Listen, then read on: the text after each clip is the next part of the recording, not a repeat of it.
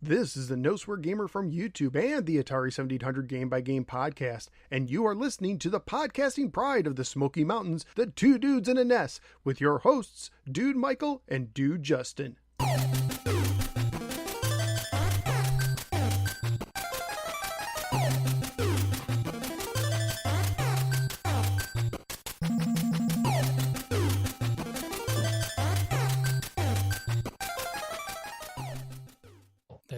Justin. What's up, man? Not much, man. I've had a pretty frustrating last couple of weeks, and I just want to talk about some mother Q Bert. That's right. Yeah. So it's been a long time no pod. Yeah, really.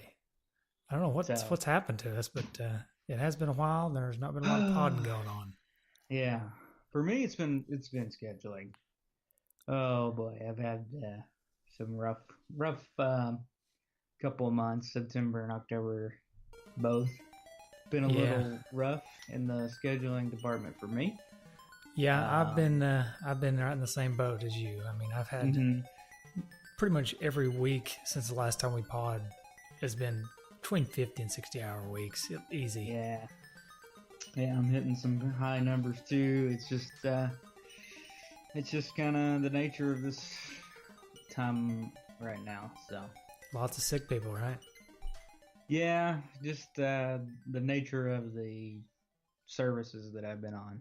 So gotcha. It's some are busier than others, and I've been on the kind of busier end of it right now. I understand. Yep.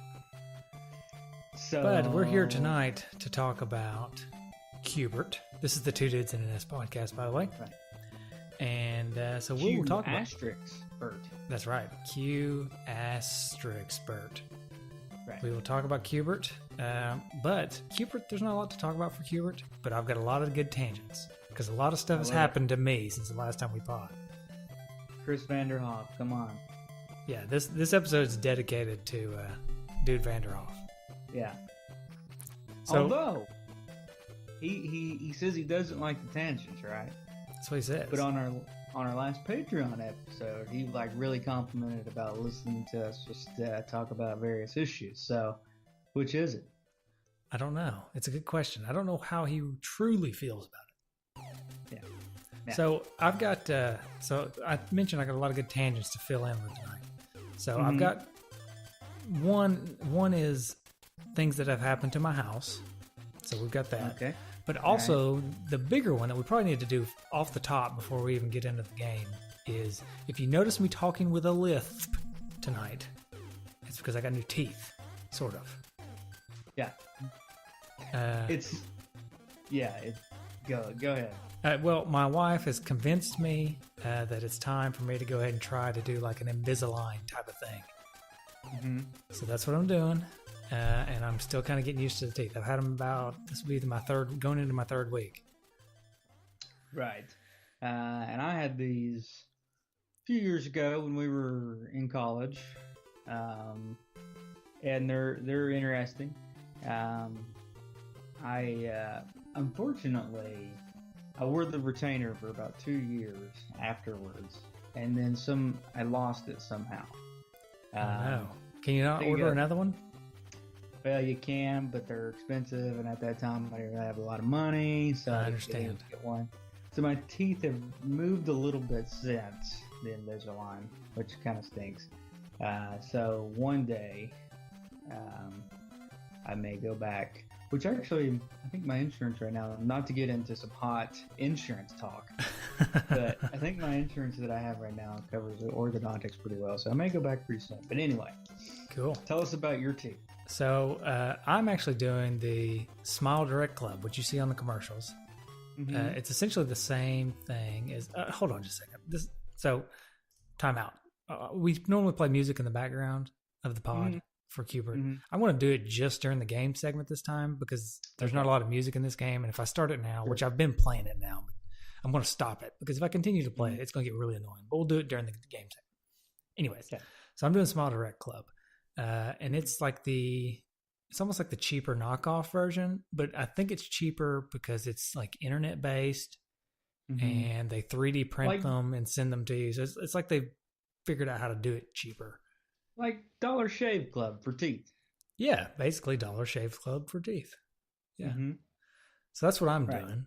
And so far, so good. I mean, my wife did the Invisalign, just like you Mhm. did. Right. And she says there's really not a lot of difference in what I'm doing. It's just a Yeah. matter of, it's a lot cheaper. It's like a third of the cost. Yeah, I can't imagine that they're much different. But are you gonna tell us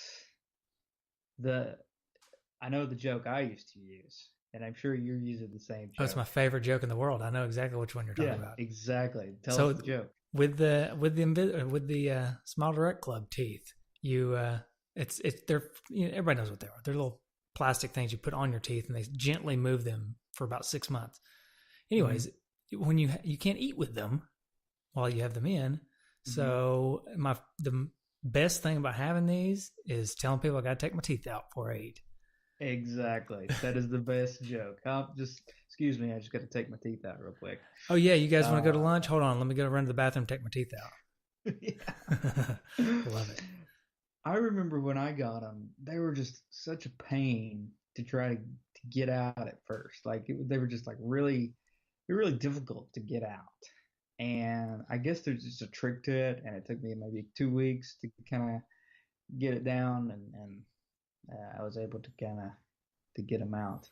Well, it's kind of it's the weirdest thing when you go to like the way mine work is I have a set a week, so I change into a new set every week. So Monday's when I do it. So Monday I put them in, and probably Tuesday, Wednesday, Thursday, trying to take them out is like trying to chisel away at very hard, at like a rock. But then come Friday, Saturday, Sunday, they pretty much just slide right off, which is weird. I guess it means it's working because your teeth are moving. Right. Yeah, I remember that too. And then towards the end, when you get towards the end of however many you're supposed to do, however long it is, even like when you put the new ones in, they're like, you can already tell they're like really a lot easier to get out. I guess your teeth move so much that you're just making subtle changes towards the end. So it's like they pop out a lot easier. But anyway. Yeah. So anyways, so that's what I'm doing. And we'll see how it goes.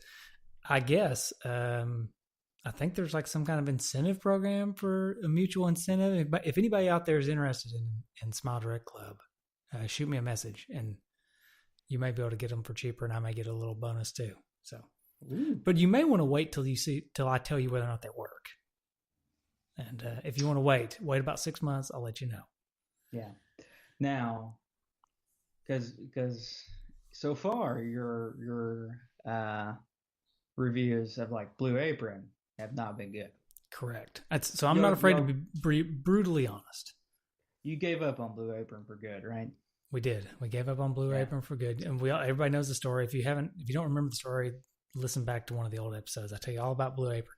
Now, I will say, speaking of meal delivery, we recently have been doing Freshly, and it is actually pretty awesome. It's just like they're like TV dinners, but they're not frozen, so they come to you pretty fresh. Yeah, and it's almost like eating leftovers. Because it comes to you refrigerated in like a refrigerated box, and then you put it in the refrigerator, and it's almost like eating leftovers. So it tastes kind of like leftovers. It is really nice. The only problem is they don't change their meals enough. So we stopped doing it because we kind of got tired of it because we were eating the same meals over and over again. Yeah. And the weirdest thing is, sorry to keep on rolling here. No, I know you're trying to interject here, but just let me tell you the weirdest thing is carrots in everything. Everything. I'm talking chili, carrots. Really? Pasta, carrots. Like chicken parmesan, carrots. It's weird. I don't know what their obsession with carrots is, but I mean, I like carrots, but it's just that is a food that I have grown to love. Like really, like within the last like 2 years. I never liked carrots much growing up. Certainly didn't like them growing up. Even as like a young adult, I didn't really care for carrots. Never got them. Never ate them at a restaurant or anything. But my daughters really like eating them raw with ranch, and I've started doing it, and I really like them now. It's like I've just acquired a carrot taste. all of a sudden. Raw carrots with ranch, huh? Mm-hmm. Yeah. Interesting. Yeah. So I'm into the carrot thing. I'll tell you, one thing about I got a little tangent if to talk about. Yeah, I was please. I watching. mean, let's just be brutally honest here right off the bat. That's my phrase for the day, by the way. Brutally honest. I've said it about 10 times so far on this podcast. But let's just be honest with everybody. The Q Bert talk tonight is going to encompass all of about 10 minutes. Sure. So we might as well just go ahead and tangent it up. Well, this is kind of a retro topic. Okay. Has there ever been more of a caricature of a man that never breaks character as Ric Flair? Like I was watching this video today of all these kind of Ric Flair video, compilation. And first of all, he behaves ridiculous, right? When he's out there. Like that's his thing. Like he just behaves ridiculous. He's known for a sound, essentially. Yeah, which we better not say. We may get copyrighted or something. That's right. It's not as good as the sound that we've got, similar to our Garth Brooks. Oh yeah. Oh wait. Yeah. Actually, you want to hear that? You need to listen to some Patreon episodes. Right. We don't have the guy screaming though. We gotta have the guy screaming. Oh yeah. Let's see, hold on. Not Garth. Just okay. The scream. Garth is double. His doppelganger right here. I love it. Somebody probably just wrecked their car. They just swerved off the road. I don't know why. I just imagine someone actually screaming like that. That's just hilarious. I don't know. But anyway. Hey, we need to just have that anytime we need to get somebody's attention. He's such a caricature of a man, though. Like he's not just he acts this way in the ring and in the little interviews with everybody. But then like you can see him in an interview on like ESPN and he's the same person. Like that's just Ric Flair. It might just be who he is. It's either who he is or he never breaks character. He's kept character for 40 years. Yeah. Wow. So I do good. have a kind of a funny Ric Flair story. You remember back in July, August of last year, he was in the hospital and was apparently critically ill, like potentially maybe on death's door. Do you remember that story? I kind of remember it a little bit. I don't remember that story because I remember them saying that he was at a hospital in Atlanta at the time, which I also happened to be doing a rotation at a hospital in Atlanta at that time. Uh-huh. And I was like, I wonder if he's at the same hospital. If it's Ric Flair, and I mean, I know Ric Flair's like gone through a bunch of bankruptcies and stuff, but he was probably at the best hospital in Atlanta for whatever he had going on. And I happened to be at that hospital. Now, that hospital split up into several different hospitals. And I kept thinking, what if I run into Ric Flair at the hospital? Like, what if I see a possibility? And I never did. But anyway, it was I was always constantly looking around, seeing if I could find him. Didn't find him. Oh well. But yeah, I've always been a fan of Ric Flair. Oh yeah, how could you not great. be a fan of Ric Flair? He's just hilarious. Yeah. Okay, well, I'll give you an example. Like Hulk Hogan acts the way he does in the ring, right? Mm-hmm. But outside the ring, like you watch Hogan Knows Best, he's not that guy. Like he's not Hulk Hogan. Like at home, he's just like a regular guy, kind of, right? Right. Or The Rock would be another example. Like there's The Rock, the caricature Rock in the ring, and then outside the ring, he's a completely different person. Apparently now he's like a boulder, more than a rock. Yeah, that's right. I'm not sure what the end game is for The Rock, but he just keeps getting bigger. And I didn't know it was physically possible for somebody that was already big to just keep getting bigger and bigger. It's getting ridiculous. It's fairly absurd. Yeah. Anyway. So, anyways, we probably should start talking about the game, but I just want to let Phil, the No Swear Gamer, know that I failed him, and I'm so sorry. We've been talking about tangents for 15 minutes, and I forgot that Phil gave us this little soundbite, and I did not play it. Tangent alert! I totally failed. But I'm going to hang on to it. We will use it maybe later this episode. But why don't we talk about some history? Now it's time for Justin's historical tidbits and trivia. Time to get out your D-pad notepads because you're about to get schooled by the doctor.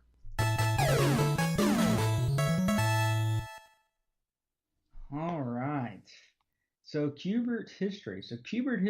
Obviously Q Bert was one of the early arcade games, early 1980s. It was developed and published by a company called Gottlieb. I think it's pronounced Gottlieb. Yeah, I think you're right. And it was produced by a couple of games, or the game was created by a couple of guys named Warren Davis and Jeff Lee. Now, Jeff Lee was the artist. He was one of the earliest artists with Gottlieb, and he created the title character that is Q Bert. And Q Bert, the design, he was working on designs at the time. And the design that he created for the Q Bert game, which is the kind of the 3D illusioned level that looks like, steps, but it's in a 2D game, essentially, is designed after he was inspired by the artist MC Mincer. Now, do you know who MC Mincer is? I know who or MC Escher. I'm sorry. MC Escher. Oh, yeah. Who's MC Mincer? That sounds like a rapper or something. I don't know. You know what? I don't know why I said Mincer, but anyway, MC Mincer, just kind of rolls off the tongue, I guess. MC Escher. So MC Escher, for those of you that don't know, is the guy that kind of was the artist that does these kind of 3-dimensional, where it kind of looks like you're constantly going upstairs. I don't know how to describe it, but just look it up, everybody. Everybody look it up. If you don't know it, look it up. You don't know which way the stairs are going, and kind of those kind of types of artwork. Well, that was he gave the inspiration to Jeff Lee in creating the levels. And so he had these levels. He designed Q Bert, and then Warren Davis comes around. And Warren Davis is the actual programmer, and he starts kind of working with these drawings to implement them into a game. And they kind of implement several different things. There was apparently a shooting mechanic at some point that they wanted to simplify and kind of bring in and just make it kind of what Q Bert is. And then they went into once they kind of designed the game and kind of had a good design for what they wanted, came the time to name the game. Now, the original project name was Cubes, okay, which makes sense. It's Cubes level. But then they wanted to make a name that would actually more unique than Cubes. Now, I personally like Jeff Lee's initial concept, which was Snots and Boogers. Nice. I don't know how that was going to fit into this game. Well, Q Bert does have quite the schnoz. He does have quite the schnoz. Maybe that's what he was related to, but he wanted to call it Snots and Boogers. It was rejected, of course, by the team. But he was, and then the vice president of marketing, Howie Rubin, wanted to name the game as basically the symbols that were the curse words that Q Bert said, right? Mm-hmm. But then they thought, well, how would people say that game? How would people say the name of that game? Nobody's going to say @ £! Question mark @ right. You played that game yet? So that was rejected. And so, wait, I know how to say it. Yeah. That's how you there say you go. Beep. And then Hubert was suggested. And then they took Hubert and combined it with cubes and made Q Bert. And then the art director, Richard Tracy, actually wanted to change the name to Q, the letter Q -Bert. But for some odd reason, it was changed, the hyphen was changed to an asterisk. Now, this is actually something that Warren Davis expressed regret over, because what's the deal with the asterisk? And like it can be, I mean, that doesn't really make sense. It complicates things for how to pronounce this thing because it's what do you do with the asterisk? So he actually didn't like the Q asterisk Bert, but anyway, that's what stuck. Really, that's like my favorite part about the title. Oh, I really? think that's probably what a lot of people like too. Surely I'm not alone. They put the asterisk there, and I'm just looking for like, where's the footnote? It's just supposed to tell me something about this cube, right? Oh yeah. Right? Yeah. Did you not see that in the manual? Oh no, I haven't looked at the manual yet. Well, we'll get to that. We'll get to that. Saving that. So anyway, after it was developed, it was of course released in arcades, and they did some testing. And one of the early tests was in Brunswick Bowling Alley, and they watched people play it basically behind one of those two-way glass things. It's like they were scientists experimenting with people to see how they would react to the game. I thought that was kind of funny. But of course, Q Bert has been one of the most talked about, one of the most really successful because it was the early player in the game, along with like Pac-Man and Donkey Kong. One interesting thing about popular culture, it's been referred to in many television shows, in many movies, most recently, and the movies Wreck-It Ralph and Pixel. And the reason they were in those movies is because Sony had to sign off of them. And Sony had to sign off of them because who owned Gottlieb in 1982 when they were creating this game was Paramount. And Paramount was later bought by Sony. So Sony actually owns the Q Bert likeness and game and all that jazz. That's quite the spider web of copyright. So anyway, there's a whole lot of things to talk about with this as far as legacy. There was a high score that was held for 30 years by George Lutz from Brooklyn, New York. And he played one game for 84 hours and 48 minutes on February the 14th through the 18th and December 13th. And the only reason that record has not been broken is because nobody else can stay awake that long. Right. While playing Q Bert. I'm sorry, Rob Gerhardt was the one that held it for 30 years, and George Lutz was the one that broke it. And he broke it in 2013. How do you do that? How do you play for 84 hours almost? I don't know. I can't imagine doing anything for 84 hours straight, especially not playing Q Bert. Yeah. But we'll get to that. All right. Let's say that's enough for the history. How about you? Do you have this game? Did you go on a quest to find this game? Now it's time for the thrill of 8-bit discovery with Michael's quest to find the cart. Well, Justin, I do have this cart, and it was such an unmemorable get for me that I don't even remember how I got it. Yeah. So let me back it up. We need a rewind sound on this soundboard. So there's the true story. Now let me back it up and let me tell you the real story. Okay. So I was vacuuming at my house, like as one is to do. I vacuum about once every couple weeks. I'm just kidding. My wife vacuums. So my wife was vacuuming, and what was that? That is a toy chair. Oh, that just went off. Nice. Yeah. Anyway, so my wife was vacuuming. I was helping her. I was moving furniture for her. Yeah, that's kind of what you do. I move the furniture. She gets underneath it. I move it back. So we were doing that, and then all of a sudden she vacuums up something, and I'm like, "What?" It wasn't like dirt. It was something really big and loud. So we opened up the vacuum. Obviously, it tore up the vacuum, so we had to open it back up. And I look inside, and lo and behold, it is a package. And in that package was nothing, but it had a returned self-addressed envelope. So I said, well, I mean, it's already self-addressed. I might as well mail it in. So I mail it in, and a couple weeks later, it gets mailed back to me. Q Bert's in it, if you believe it. There you go. Yeah. Mailing it in is also going to be the title of this episode of the podcast. But Yeah. anyway, where's my rim shot sound? yeah. Wait, actually, I think I've got Anyway.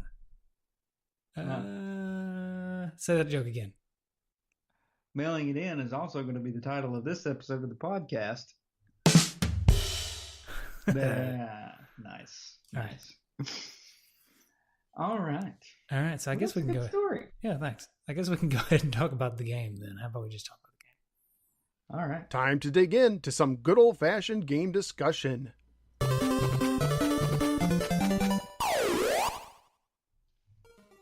All right.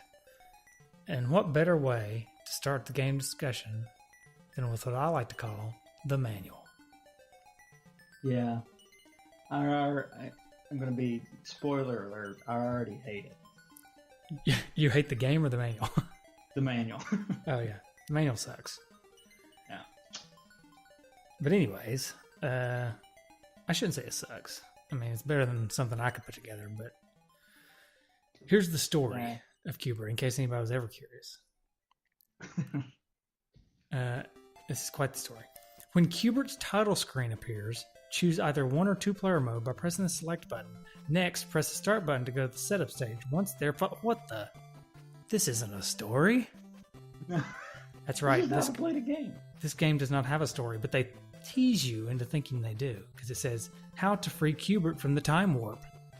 I don't know. How do you free him? We're just going to tell you how to play the game. Just play the game, and that's good enough. Where's the creativity? Yeah, the manual has no creativity. It is a whopping 7 pages, and half of those pages are like the warranty and the FCC regulations and stuff. Yeah. So there's really not a lot going on, unfortunately. Well, but you know what's interesting, and I didn't mention this in the history. I probably should have, but the manual, reminds me. This was brought by Ultra, a Konami company. So, it's got some heavy hitting names behind it. Yeah, and honestly, it's a pretty faithful port. I mean, it's not like they're not like they had to do a lot to port it from arcade, I guess. But it's a good job. They did a good job with it. Did you ever play this as a kid? If I did, it was non-memorable because I don't remember. I remember playing it and I hated it as a kid so much. Mainly because as a kid, I could not figure out the controls. I tried both control methods because there's 2 different control methods you can do. You can have it to where you have to press down and left to jump down and left, or you can have it where you just press down, it jumps down and left. And I could not figure either one of them out. Like the one where you had to press the both buttons, I would always press the wrong both buttons or something. I could never. It would always mess up. And the one where you had to press the one button, it just blew my mind. Now, what I didn't realize as a kid, because I guess I was a stupid kid, is that all you really have to do is angle the controller in a different way so that the controller orients the same way the guy jumps. Because you don't have to worry about the A and the B button. All you're doing is the D-pad. So yeah. I don't know, and that's one of the things that the creators were a little concerned about was the controls and getting your bearings in that kind of 3D world that they've created. And that is probably my biggest gripe about the game, is it is just kind of, But what's interesting is this game didn't come out until 1989 for the NES, and it was for the arcade was 1982. And it'd come out for all these other kind of like Atari and Television, ColecoVision, all like 83. And then 6 years later, they just decided, let's capitalize on the NES towards the end of its life cycle. Yeah. Well, 1989 was not necessarily the end of the life cycle for the NES, but it was about midway, at least, I'd say. It made the joke funny, Michael. I'm sorry. I'm so sorry. Let me make it up to you. There you go. Thank you. You're welcome. You're welcome. So, anyway. That's what the D-padders are going to think when they listen to this episode. Yeah, exactly. If they're looking for some really good quality Q Bert talk, I'm so sorry. How could you blame us? What is there to talk about with this game? Well, there's a bunch of different types of enemies. There is, yeah. Yeah. Coily the snake. Yeah, the snake that jumps around. There's the little tornado-y things. No, that must be the snake. Another problem I had with this game is the graphics are pretty good on Q Bert and not much else. Like, I had a lot of trouble. Like, sometimes the block coloring messed me up, and like the enemies, the little enemies are not super clear. At least in the way I was when I was playing, I mean, they're kind of varied, but none of them look very good, in my opinion. No, it's not a very good. The sprites aren't very good, which begs the question. This is 1989. They could have actually improved on the arcade for the NES at that time, because you got to think the NES capabilities were probably far and beyond what we even had for the arcade in the early 1980s. That is true. They could have improved on it. I think that Q Bert, though, there should have been some copyright questions, because he kind of looks like Gonzo without a body. Gonzo from Muppets. Oh, that's true. He's got that kind of long, bent nose, just without a body. Good point. Yeah. I don't know. I was never a big Sesame Street guy, so. Yeah. Well, he's not Sesame Street. He's Muppets. First of all. Well, same difference. What about Muppet Babies? Did you not watch Muppet Babies? Well, the song sticks out in my head more than the actual show. Yeah. I just remember, was it Beaker and the little scientist guys? Beaker's like the idiot assistant. Now, were they in the regular Muppets, or were they just in the Muppet Babies? I don't know. I think they were in both, but I'm not sure. Wow. Not only are we going to get hate for making a really bad Q Bert episode, we're going to get hate for... Tangent alert! And not knowing anything about our tangent. Yeah. I mean, Muppet Babies was a good show. I know about Gonzo. And Q Bert looks like Gonzo. Yeah. Gonzo was probably my favorite puppet. Did he talk? Yeah, he talked. Wait, he was blue, right? Yeah, he was okay, blue. It's starting to come back to me now a little bit. It's starting to come back to me now. Yeah. I really like the Muppet, like, Thanksgiving and Christmas specials. Those are really good. The Thanksgiving special is hilarious, because it's got the chef who's, like, Swedish or something.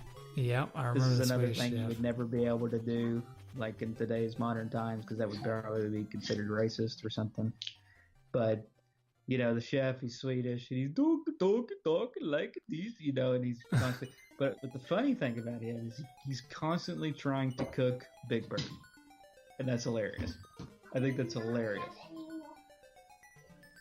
That is pretty funny. Now... yeah. Did you say Big Bird? Yeah.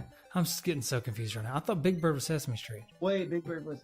there. Oh, no, he wasn't trying to cook Big Bird, but the turkey kept trying to get away. What am I don't... There's something, though, with Big Bird at some point. I don't know. Did they ever have... They must have had crossover or something. They probably did. This tangent's going off the rails. Not that it ever really started on the rails, but, man, it's just... it's awful. It's pretty bad. So, let's go back to Q Bert a little bit. So there's a lot of different power-up-y type things, but they're not really power-ups. There's like the little spinny thing that sends you back to the top. I guess that's the time warp. Yeah. And then like there's, it's not really a power-up, but it's like a tip or a strategy. You can like make the guys jump off the edge. And that's how you get rid of some of the bad guys. Yeah. But I don't know. I found this game to be somewhat enjoyable this time around. Like when I was a kid, I did not like it at all, you know. But this time around, I found it to be kind of fun. It had it has an addictive quality to it. Like it makes me want to keep playing it. This is one of those things. Like if you had, this game on your phone. Like, you could never put this down. Like, I feel like that's the type of game it is. It's not the type of game you would necessarily want to sit down and play, like, on your TV today, right? Yeah, I agree.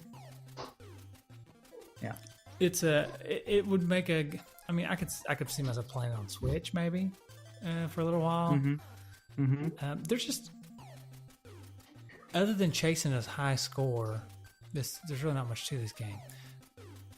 I guess we haven't even described what you do. I think everybody knows what Q Bert is, but just in case you don't know, the way Q Bert works is it's a pyramid of cubes, right? And you're a little guy that jumps between the different cubes. The game is set up in kind of like an isometric view, so that down is not down, or down is down, but pressing down does not move Q Bert down. It moves him down and to the left. And the pyramid it's like a triangle, obviously. It's a pyramid of cubes. And so your goal is to change the color of all the cubes by jumping on them. So when you jump from one to another, it changes the color. And you want the whole thing, you want all of them to change colors. And while you're jumping around, all the little bad guys on the screen are trying to get you. And that's really all there is to it. And that's the way it is for a lot of the beginning of the game. And then it gets harder because they add more enemies. And then eventually they make it so you have to jump on the cubes twice to change the color. So just jumping on them once doesn't work. And then there's enemies that can change the block back. So, you know, you're jumping and you land on the block and you think you're doing good. And then the enemy goes and changes the block back to what it was before. What a jerk. It's so frustrating. Yeah. But, I mean, it is a very clever game. But it's just something about the way the control scheme is. I just can't wrap my head around it no matter what I do. Even, like I said earlier, one of the things that the manual tells you to do, and one of the things that everybody suggests that you do when you play this game, is to turn the controller like 45 degrees so that your D-pad lines up with the way the blocks are. And that helped quite a bit. But even at that, I had trouble with wrapping my head around the control scheme. Yeah, I don't know. It's just... Yeah, that's my bad. It's just frustrating. It's just too frustrating to be what it is. Yes. Speaking of frustrating, are you about ready for another tangent? I am. Tangent alert! All right. So, I've had a lot. Part of the frustrations I've had, and as I alluded to at the beginning of the show, is we've had some things done to our house, right? So, one thing was a positive we're trying to get done, but it led to a negative. So, bear with me, everybody. Here we go. Okay. We noticed that we've had some calcium deposits like all over our house. It's on our shower door. It's in our sinks. It's on our refrigerator tray. All this stuff, right? And so we clean it, and then ultimately we decided, you know what? We're going to get a water softener. So we decided to get a water softener. And, you know, anybody out there who doesn't know what that is, it's basically it takes the calcium out of your water by running it through like a salty brine solution that kind of dissolves the calcium. Right. So once it goes through this machine that dissolves the calcium, it comes out, no calcium. And it's pretty awesome, really. It's kind of expensive, but not really that bad when you consider what all it's doing. But so we did that. We had 3 people. I did the smart approach. I took 3 quotes, right? Had 3 people to come to the house. First guy came.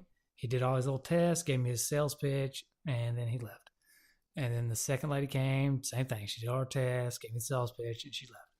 And so after the first 2, we were thinking, oh, wow, these guys are neck and neck.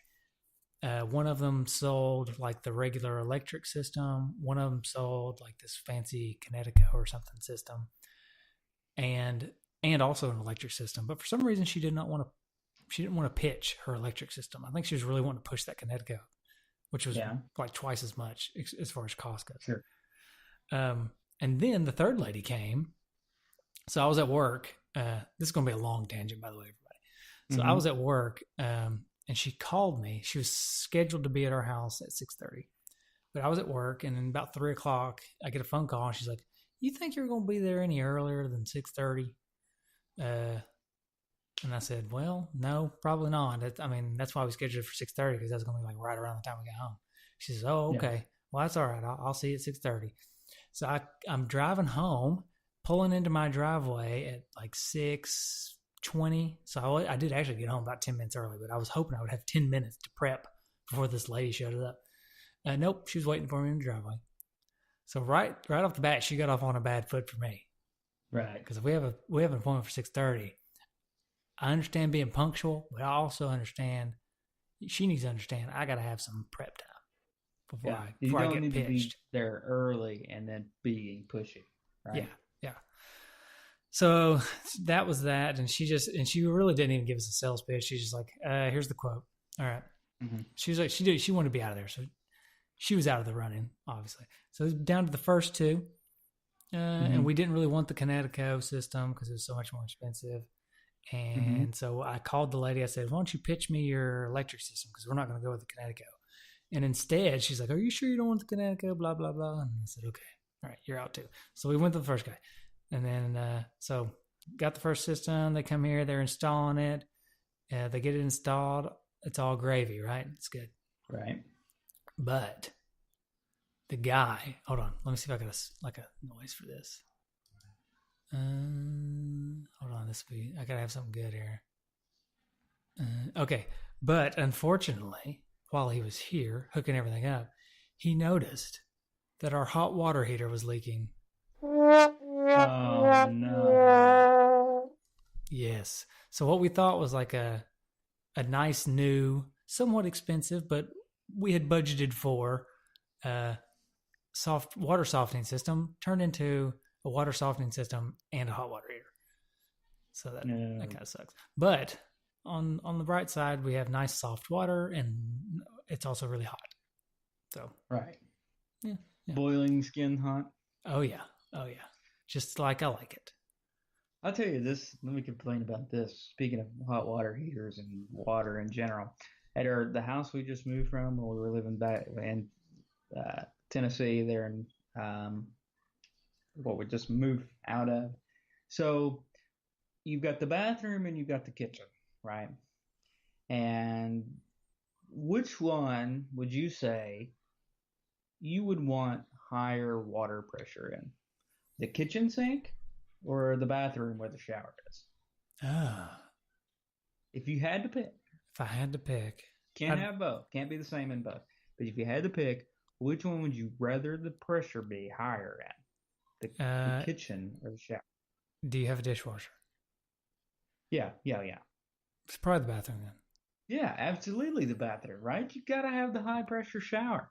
No, this house had like water pressure in the kitchen sink because it would probably take your skin off if you held it under there long enough. And in the bathroom, it was like somebody was peeing on you. Like that was just like all you got out of the shower. It was, oh my God, I could not stand it. It was like, this is like the opposite of what anybody would want. That's funny. That reminds me. Your point about the dishwasher. Yeah. If you didn't have a dishwasher, maybe you'd want a little higher pressure in the sink. But hey, you got a dishwasher, who cares? Yeah, exactly. That does remind me of that. It reminds me of that Seinfeld episode. Tangent alert. That one where they're like they come in and install the new shower heads and there's no pressure. Right. And like Kramer goes to the black market shower heads and it like knocks him out of the shower. Yeah. And they said him and Newman's buying them, and Newman says, "Well, what about we're supposed to get Jerry one?" and Kramer says, "Oh, he can handle this one. He's delicate." Yeah. We've been going through like that game, or not that game, that show episode by episode. Oh, it's so good. It's so good. It's become one of my favorite shows, really. It really is, and yeah, I just watch it every now and then when it's like on. I don't know, but it's really good. Now, speaking of shows, are you caught up on This Is Us? Yep. Mm-hmm. I'm like 3 behind. I mean, how many we had so far? 3? Yeah, 3, I think. Just 3. So I'm 2 behind. Okay. I've only seen the first one. All right. Oh, man. But it's good. First one's good. Yeah, it's good. So I don't know. I love that show. I'm behind on all my shows right now. I'm on Shameless. I'm way behind on Better Call Saul that I love. Like I've watched like the first 2 episodes and the entire season's already ran. So it's just frustrating. I am. Yeah, I'm right there with you, man. We've had to just give up on shows. We just had to stop some of them. Mm-hmm. Like some of the ones we were watching. It's got to the point where, and everybody runs into this sometimes. It happens with video games too. Anybody listening, I'm sure you'll know what I'm talking about. But there comes a time when you sit down, you look at how much time you have, and you look at like your list of shows or games, and you let some of them you just have to say, you know what, you're falling off the list because I don't have time. Yeah. I don't have time, and you're not as good as this other one. So sorry, I'm never going to get to you. Yeah, it's the podcast conundrum. I get on these kicks every now and then. I add a bunch of podcasts, on my little stream on my Apple Podcast. And then about 2 or 3 weeks later, I realize I'm not going to listen to these podcasts. Yeah. Like I have like 50 podcasts to listen to, so I got to cut these out. Yeah, that's why we only release one like once a month now. That's because we know you guys you don't have so much time, and we don't want to be taking up too much of your time. So we just No, I'm just kidding. That's not why we're like a month late. Hey, we'll be back on two a month this month. Should be, yeah, I think so. Although we're not, if we just talk about the game more, maybe they would enjoy the content more. That's true. You got any more hot Q Bert talk? I think we could get into some of the graphics, music, all that stuff. All right. What do you think about back to the music? Speaking of, what did you think about the music? It's fitting for the game, but it's not good. Like it's just one of these where we've talked about in the past where it's like, well, this kind of fits the game, but I don't consider this like groundbreaking or great music. Which I'll tell you this, which frustrates me too in a way because, and I guess I should give them a thumbs down for the music, because you go to like a game like, for example, Tetris, which could have had just music that fits the game, but Tetris has some of them. I mean, even though it's only 3 songs, I think Tetris has some of the best music of any video game, and it's just a puzzle game like Q Bert is. So maybe I shouldn't give Q Bert a pass for just having fitting music. Yeah, I will say I'm right there with you. I think the music was just kind of meh. The only exception is the one that's playing now. I really like the one that's playing now if you listen. Yeah. Mm-hmm. Yeah, that one. I think it's pretty good. It kind of reminds me of Bubble Bobble in a way, which is a compliment for sure, because Bubble Bobble's got that good song. Yeah. But the songs are really short in this game, and they just kind of repeat, and they're mostly sparse. And I don't know. I'm with you. It kind of fits the game, and for me, it kind of just blended into the background. I didn't even really notice it, which is good and bad. Yeah, I agree. Okay. What about the old sound effects? I like the sound effects, especially his cursing. Yeah. That we haven't even really talked about. Yeah. Q Bert curses. Like, yeah, every time you die or lose, and then just at the beginning of the game for no apparent reason whatsoever. Like, it's just like the intro of the game, and he just throws one out there. Hey, speaking of music, hold on. This is one of the songs I hated bad. Listen.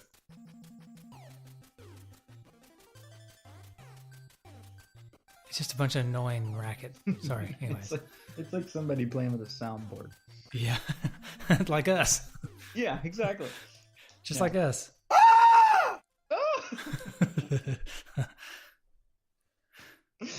Oh man, I wish I need that sound effect just on my phone. And when we're like doing rounds at the hospital and somebody says something like, about a patient that's like really bad, I could just play that. Yeah, that'd be good. I think that would go well. Oh yeah, that'd be great. You wouldn't get kicked out of the hospital or anything. Yeah. Oh man. Yeah. Hey, so I'm imagining your life is like Scrubs now, right? Basically. It is. And it's very much true that Scrubs is probably the most realistic medical show. like a lot of the medical shows I can't even watch. Like my wife will watch like The Good Doctor, or she started watching a few of the episodes of the show The Resident, and I just can't watch them. And it's not the fact that they're bad shows or good or bad shows. It's the fact that they're so inaccurate to real life that it's just I can't. I'm sure like cops can't watch cop shows and stuff like that because it's just like it's so. And I'm sure like lawyers can't watch Law and Order because it's ridiculous to them. It's the same thing. It's just like when that's your profession, that's what you do, and it's just like you're seeing it. And it's just like this is so ridiculous. I can't handle it. You know, I think that the comedy shows oftentimes are more realistic about this stuff. Because it's not just that. Yeah, because I think they get the structure of the hospital correct. Like it's absolutely like it is on Scrubs. They get the kind of the dark sense of humor correct, which is kind of like what everybody has in the hospital. Like it's just kind of what you do. It's kind of a coping mechanism. And then lastly, Scrubs actually gets a lot of the medical stuff correct. Like they don't even make like ridiculous like medical comments, which is what I don't like about the other shows. Like they even get that stuff pretty accurate, which is because apparently when the show was wrote, it was wrote about a physician's experiences, and there was a physician that was like a consultant to the show, so I think that's why they got it so accurate, because they actually listened to that guy. And so anyway, that's cool. But anyway, yeah. Well, what about the graphics on this game? Oh, the graphics on this game. I mean, we've already kind of talked about it. Q Bert was a pretty good sprite. The other sprites are just kind of not very good. I guess the game graphics are not supposed to necessarily be groundbreaking because that's just the nature of the game. But there's just nothing about the graphics that I really cared for. Yeah, I mean, I can't really count it as a negative for the game because it is a pretty accurate representation of the arcade, and It's based on the arcade, and the arcade was made so much earlier than the game. Sure. But the NES hardware does a pretty good job of representing the game graphically, so I really can't count it as a negative. But I don't know. I'm kind of with you, and I mentioned it earlier. It's just sometimes it was distracting to me, even just to like the blocks kind of end up sometimes being kind of distracting. I don't know, but all in all, it's a very, very good representation of the arcade. So I can't really complain when it comes to the graphics all that much. Yeah, from an NES perspective. That's true. All right. So let's decide: is it fun? Is it worth it? How much does it go for? You know?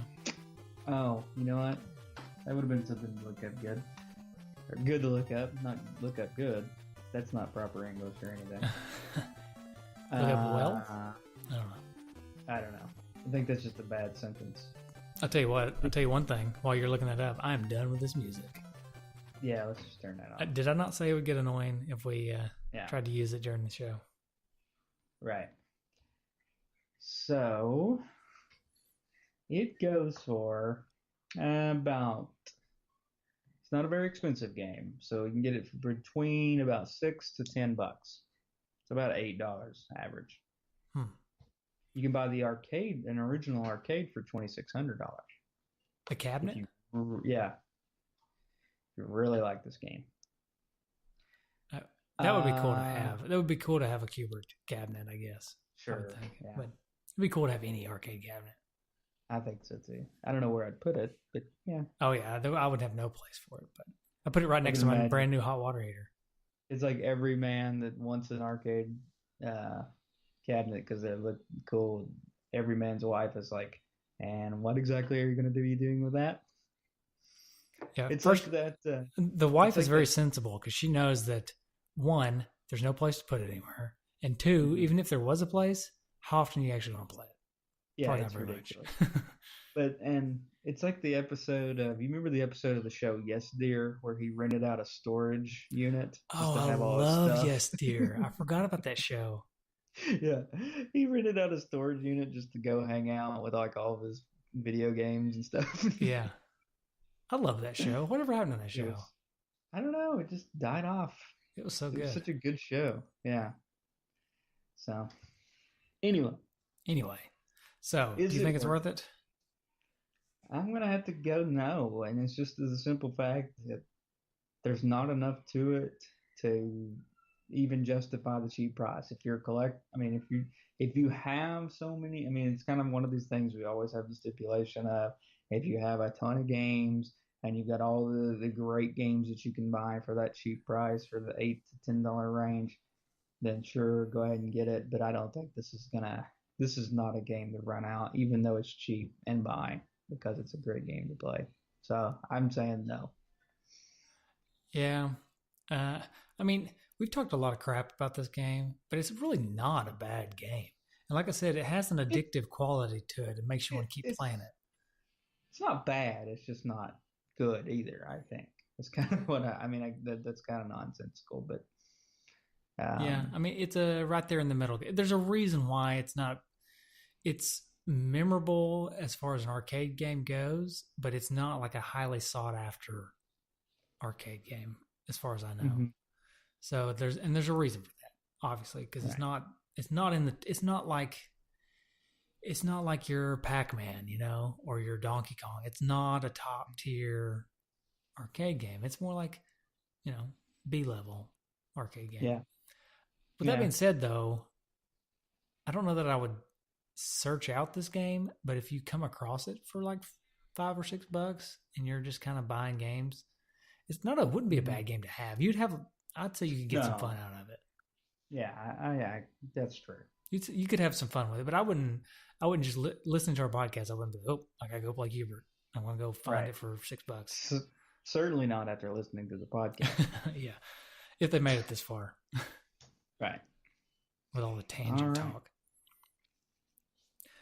Okay, well, all right. How about trophies? You got any retrofitted trophies? You know what this game needs? Some retrofitted trophies. I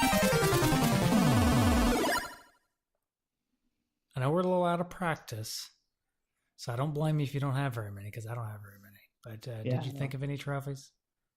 I've got a couple. Okay, let's hear one out. First one is beep, and that is die. Yeah, exactly. Die 5 times and quit playing the game because you just get frustrated. Yeah. And, Okay. Yeah. Okay. My trophy is called. I didn't think of good names for them, so I'm trying to think of better names on the fly. But so maybe you can help me. So the trophy is turning the controller at a 45-degree angle to play the game. It's be like MC Escher style controller. That's a bad name. That's the one I had written down, but I don't like it. Yeah. Acute awareness. I don't know where awareness comes. I don't know, but I like it. That's what we're going with. Acute awareness. That is an acute angle. Yeah, that's rotating your controller at 45 degrees to play the game. All right. And my next one is our how do you pee? And that is Standing up. break the record with this game. Oh. Because you got to play it for 85 hours. Yeah, how did he pee? Do you think? I don't know. That's a good question. And in 85 hours time, I'm going to have to poop too. Oh, yeah. Yeah. I'm just going to have like, maybe he just played in the bathroom. On the toilet. Yeah. Well, I imagine he did it on the arcade cabinet, right? I guess it didn't stipulate. Here's what I'm thinking. I'm thinking bar stool with a hole cut out in it. And it better not be an emulator because what's his name got blasted for that. Billy Mitchell got a lot of flack for that. Yeah. Which I read the other day he wants to try it again and try to get his record back, but Are they going to let him? I don't know. I mean, I don't think there's anything wrong with letting him, even if if he wants to do it the legit way. What do you think? How say you? I say I agree. I don't care. I mean, if he thinks he can do it the legit way, bring it on. Yeah. You've already It's the same expunged his thing. record, right? So Yeah, it's the same thing as Pete Rose. Look, yeah, he was involved in some poor activity, but it doesn't take away from the fact that he was good at what he did. He should probably go in the Hall of Fame. But anyway, tangent. I did. Tangent alert. I went to Cincinnati not too long ago to yeah. watch the Bears play the Bengals in a preseason game. Cool. And I feel like we their talked about this. Yeah, I think we did. But the football stadium's right next to the baseball stadium. Yeah. And we actually parked closer to the baseball stadium. Mm-hmm. And when you walk by, there is a huge statue of Pete Rose sliding into a base.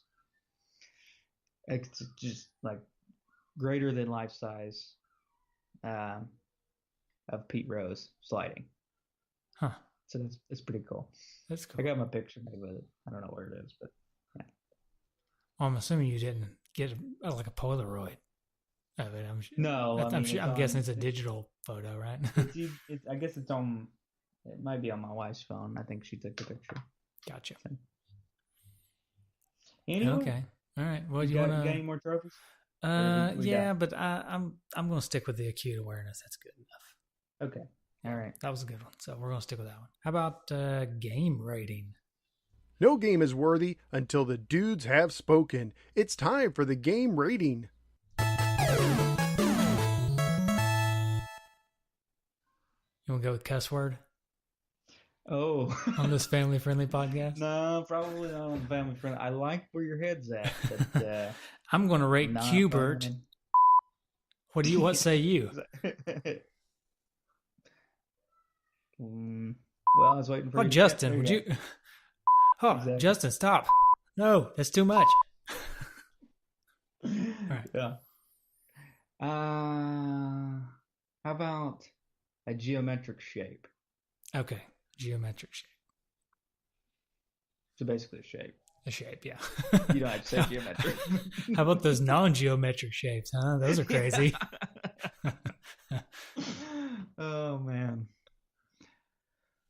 I'm going to go with a rhomboid. Oh, okay. One of my least favorite. Right. It's just because rhomboid, it's a pretty cool shape, but really it's not the best shape. I mean, what do you really do with a rhomboid?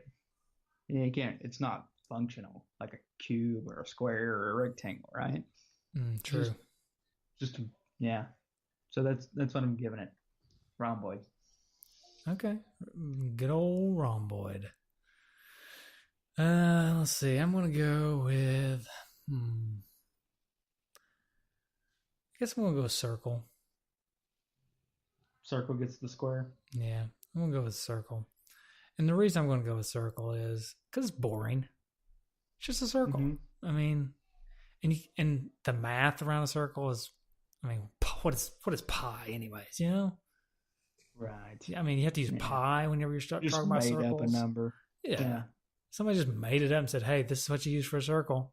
No, Not only is it made up, but here's my problem with pi.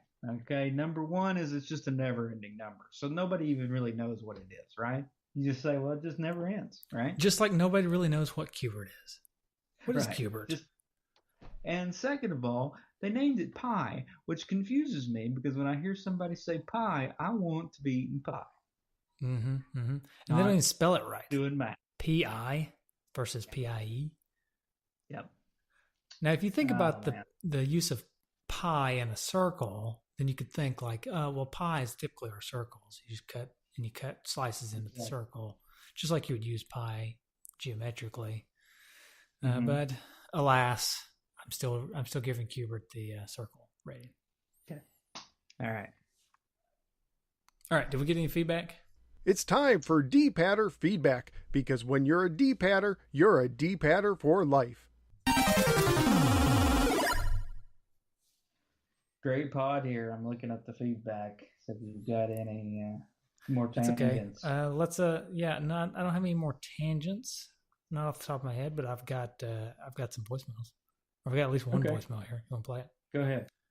Actually, I've got two voicemails. So we'll start with this one. Hey, dudes. The game was Ikaruga. That's a game you couldn't think of, where you can just like sit there and wait, and the boss will just time out and die. Yeah, it was Ikaruga. It was on the GameCube. It's kind of like a NES, but more square and purple. And I really like purple for some reason. Well, catch you later. Thanks, dude. Thanks, dude. Did he just fart at the end? Yeah. Or is that the phone cutting out? He did. Hey man, I don't hate on the GameCube. I love the GameCube. Actually. Yeah, no. Bro and I were just talking. Bro being my brother, not bro just being some dude that's a friend of mine. Mm-hmm. We were just talking the other day about how awesome Donkey Konga was and how I wish we still had it. Yeah. He said, I can't listen to Headstrong anymore without thinking of Donkey Konga. Yeah. Which is true. That was a cool game. You know what was also cool? What was great about the GameCube is I loved the controller of the GameCube. It was a super awesome controller. Yeah, and everybody hated on it at the time, but now looking back, everybody loved it. You know? Yeah. Yep. All right, we got some feedback here. Okay. All right, so we got Gabe Bangilder starts us off with always one of the better arcade classics. Mike Hall gives us percent asterisk pound question mark. Your I guess this is England pound and exclamation mark. Okay. Otherwise Chris known Vander- as Right. Chris Vanderhoff said you beat me to that. I say Peter Martin says I remember playing it on the ColecoVision a lot and was one of my favorites. As far as the character, I always put Q Bert right up there with Pac-Man and Mario as one of the more iconic video game characters. wow. Okay, so everybody, all the D-padders out there, they're going to hate us after this episode then, apparently. Sure. Right. Maybe not. We got some more coming. Okay, good. All right. Douglas DeLakey said, Q Bert isn't family friendly. He swears like a sailor. That's true. True, but he's censored, so we'll allow it. Stephen Michael sounds like he's going to be on our side. He says, a classic game that I never cared for. I always found it frustrating to play when I was a kid. I haven't really played it since, to be honest. Right on. I knew Steven would be on our side. And Daniel Walker also sounds to be on our side. He says, I never understood how this game gets lumped in with classics like Frogger, Dig Dug, and Pac-Man. It's just not very good. Maybe arcade version is better? And Douglas DeLakey Jr. says, it was great on Atari. Takes practice. And Dan Baskiglia just zooms in a picture of either Sam or Slick. I'm not sure which one of those bad guys it is. It's the creepy looking guy. Creepy looking purple guy. And Aaron Hickman says, one of my favorite games as a kid. Of course it would be Aaron Hickman's favorite game. Yeah. Mm-hmm. A friggin' germ. Just, Sounds you know. about right. Yeah. One of my favorite games as a kid, to be honest.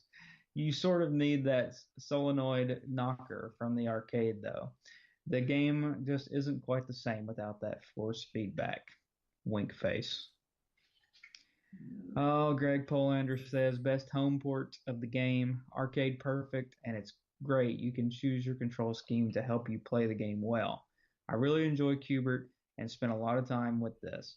Any fellow fans need to play Q Bert 3 on the SNES.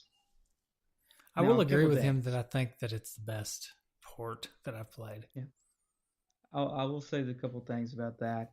First of all, Greg, sorry we kind of hated on the game that you apparently had a lot of childhood memories with. And second of all, that's kind of a shameless plug toward the end that he's trying to get people to go play an SNES game. Since he has an SNES podcast. But he didn't plug it. He didn't plug his podcast. Right. So you know what? We're going to plug it for you, Greg.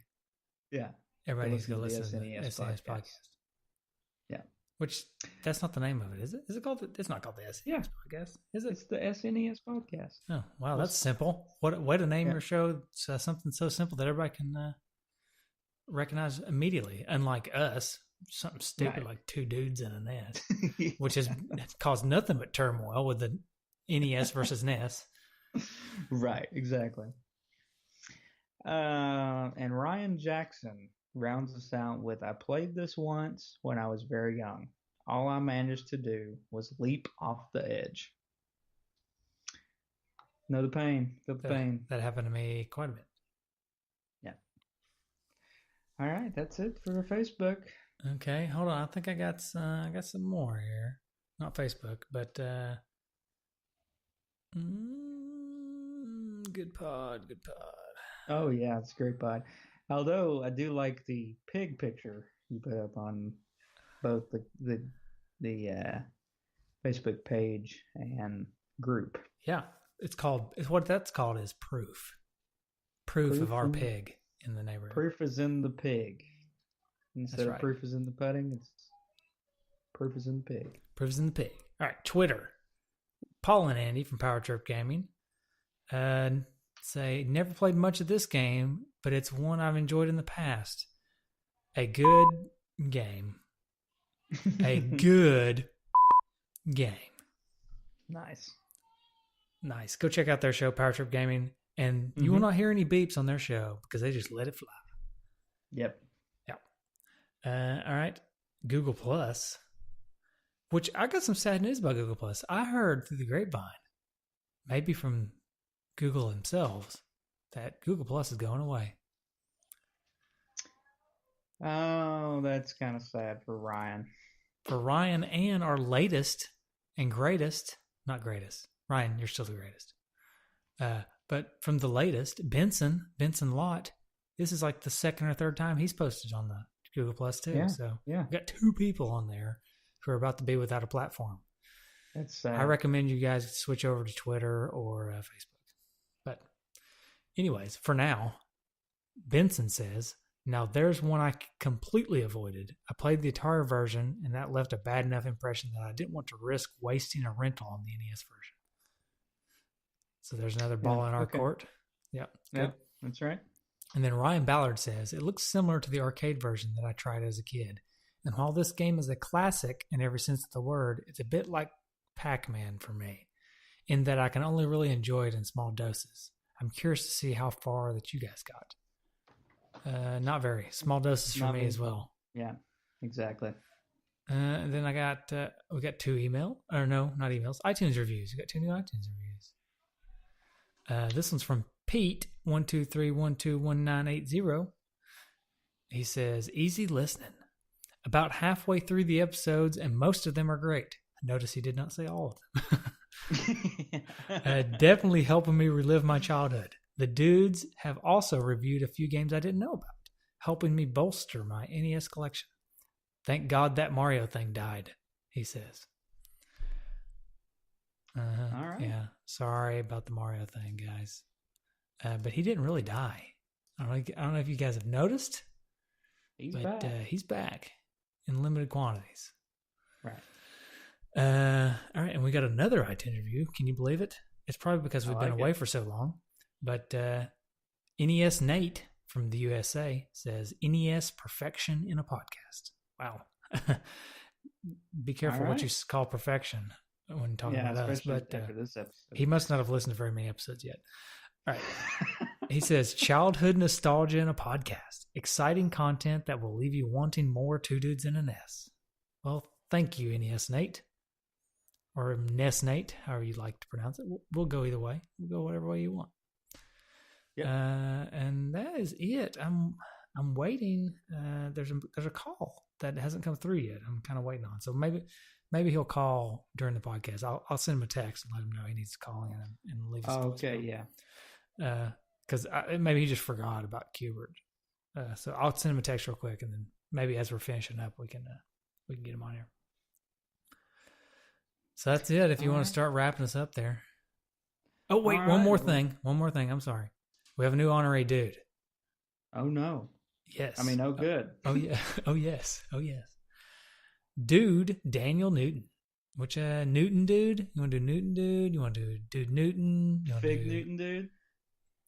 Fig dude? Fig dude. Fig dude. That's all right. Daniel Newton, congratulations. Welcome to the club. Also, thank you for your very generous donation on Patreon. And you already have one of my favorite dude names. Yeah. It's between Dude Fig or Fig Dude and Dude Bag. Big Dude and Dude Bag. I think Dude Bag still has the top name, but we're working on it. I feel bad for all the older dudes who didn't get the nickname train like we're giving. Maybe now, that's what we need to do a Patreon episode on. Go back and give everybody nicknaming the dudes. Okay, we will do that. We will make that a Patreon. Don't let me forget. We will do that. Yeah, with no prep on the fly. Yeah. No, we're not going to prep. We don't prep for anything. We didn't prep for this, obviously. Right. So why would we prep for that? All right, now you can go ahead and start finishing up. All right. Well, you can find us on all the social media outlets like Facebook, Twitter, Google Plus while it's still around. Even Instagram, we're on there. You can go to our website at twodudesinaNest.com, nesdudes.com, and nintendudes.com. And of course, listen to all the Retro Junkies shows as well, as they are, if you like us, you're bound to like them. As well as guys like Power Trip Gaming, who've been on this show multiple times, although they are not family friendly, so just be warned about that. But they're great. And we obviously like those guys. We've had them on like 4 or 5 times now. Right. It feels like. Yeah. And you can always call us and leave us a voicemail, and you'll hear your own voice on the podcast. That's right. And how do you call us? 775-7-RETRO-1, or you can go to our website from a mobile phone and click on the little phone icon in the upper corner, and it'll ask you if you want to call us. And you'll just say, yeah, sure, I'll call. That's how you do it. I'm not going to attempt the actual number because I don't remember it. But everybody knows I do alphanumeric phone numbers, right? Yeah, of course. That's right. Yeah. And we do have one. He did decide to go ahead and call us. Good. So good. Big thank you to Nick Stevens for calling in. I know it was late, but he took my text message. It's midnight our time, but he just took it and he said, you know what? I'll call you guys. So anyways, here we go. Let's see what he has to say. This is probably going to be like one of the most infamous sound bites you ever have from Nick Stevens, but this is probably one of my favorite games of all time. Like probably top 10. Wow. Top Again. 10. Well, I think maybe I find it hard to believe that he actually does think this was a top 10, but maybe Aaron has gotten to him. Yeah, maybe. Could be Aaron got to him. But anyways, thanks for calling in, Nick. I always appreciate your call. What a way to end the show. Yeah. What a way to end. I will say a couple more shout outs. Shout out to the Wee Dude for always compiling awesome stereoized music and allowing us to use it. And shout out to the Fox Dude for so many awesome logos. He's done so many logos for us now. He's just awesome dude. But I don't know if you guys have noticed, there's a new Switch Up logo, I believe. Yeah. I've been using a new Switch Up logo. If you haven't seen it, then I probably screwed up the feed somehow. But you should have a cool new Switch Up logo for Switch Up episodes. And that's all courtesy of Fox Dude. Awesome. All right, so here comes. You got anything else to say, Justin, before I start playing next game's music? No, that's pretty much it. All right, next game is the Patreon pick from Fig Dude. So sweet. Here we go. Here comes the music. See you, everybody.